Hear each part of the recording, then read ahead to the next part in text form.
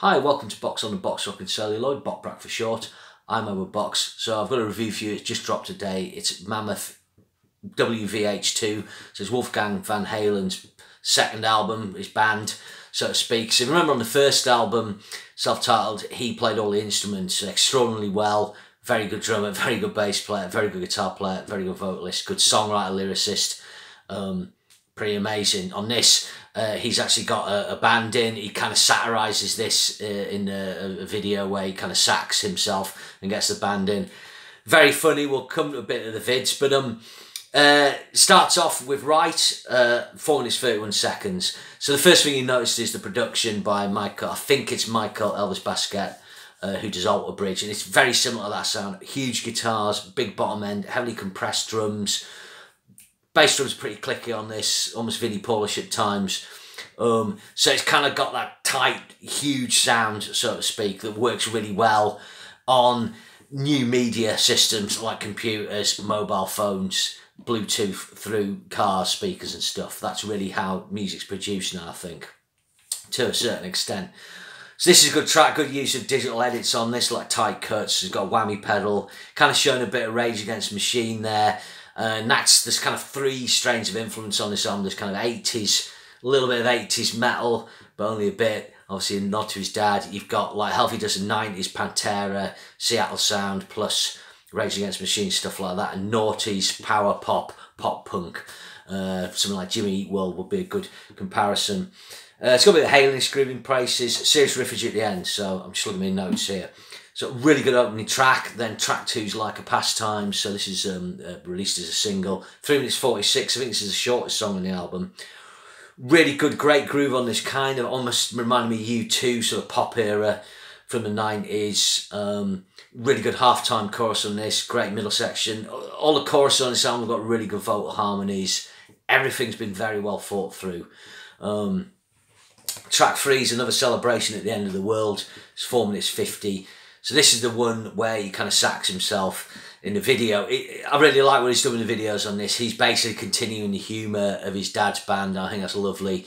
His mum appears in a new video, and there's a kind of little concept going through the videos. And he's a really good actor as well, actually, in the videos. He's got this really funny self-deprecating way. In the new video, he does some great devil horns. He's obviously just got blessed with, you know, genes of his mum and dad, and he's using him to great effect. He's a top bloke as well when you see him interviewed. So this one uses tapping as well. So on the first album, I wasn't aware that if he did any tapping at all. I think maybe he avoided that because of comparison with his dad, and obviously his dad being really ill, maybe just, I don't know, sort of wanted to distance himself and let that kind of pan out. And now he's almost paying tribute to his dad in a way. Kind of, yeah, I tap as well. He always did tap. You know, sometimes he does little things that his dad might do, but other times he's putting his own spin on it. Great track. So track 4 is the weakest track for me. It's called Miles Above. It's kind of poppy. It's 4 minutes of 3. You know, it's done well enough. It just doesn't do anything for me. Track 5 is Take a Bow. So I'm just peering here. It's got a cool picked intro, this, and then when the drums come in, it kind of wrong foots you, the way the drums interact with that. Really good clean guitar sound.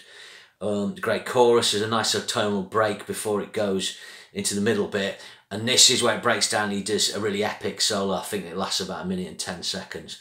So he does a lovely build on this where he uses a lot of space, and it makes good use of the delay on the production, sort of when he plays a phrase, it delays it. It's really nice. It shows the strength of his vibrato, his tone, his dynamics, and then he goes into a cool tapping section that builds over the backing, where he's kind of doing the open string thing like his dad did, but he's kind of going his own way, more kind of Satriani kind of vibe thing, really.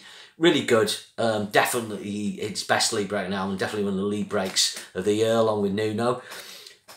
Track 6 is Optimist. Is a really good album track. It's 4 minutes 35, it's in 7/8 time, it's really dark riffage, very Pantera. Sings a high vocal on this, probably goes to the top of his vocal range. So Wolf doesn't really have a classic rock voice or a Seattle voice. It is kind of in that kind of noughties pop punk style, but just with a bit more, you know, grunt, I think. To me anyway. There's good use of octaves on this as well. Again, that kind of comes from the pop punk thing. You know, like I was saying before, Jimmy Eat World. Track 7's I'm Alright. This might be the best track on the album. So this is the new single. This is just a really catchy, great rock song. This is probably the one that has a bit more 80s influence. One of the things I love on this is the piano note. Dun, dun, dun, dun. I think it's a piano going through it. Almost gives it a bit of a 70s vibe. The verse, bridges and chorus on this are perfectly structured. It's got a really good, actually on the bridge, the da-da-da-da does that kind of double up. It's got a good guitar solo. It's quite raucous and good fun. He kind of does a chromatic tappy thing, which is a bit kind of throwaway, but sounds really good. The video's hilarious. His mum's in it. It carries on from another Celebration video. So if you've not seen it, check it out. I think this is a great track, really good. Track 8 is Raise Me. Again, this is the other track I'm not so into. It's the kind of in the pop punk thing. Kind of more like the filler tracks on his first album. So track 9 is kind of inspired again, I think, by the sort of Jimmy Eat World vibe, but it's a lovely track. It's called Waiting. It's got really good pick parts that are harmonised. It got a very sort of emo chorus. It's a lovely song. 4 minutes 24, really good. Hits the spot. And then the last track, Better Than You, 6 minutes 38. So again, I'm finishing on an epic. I've just got notes here. It's great vocal harmonies on this. It's got a really good outro fading out, really heavy. This uses a tonality. I always go on about it in these reviews. It's called a Mixolydian flat 6 mode.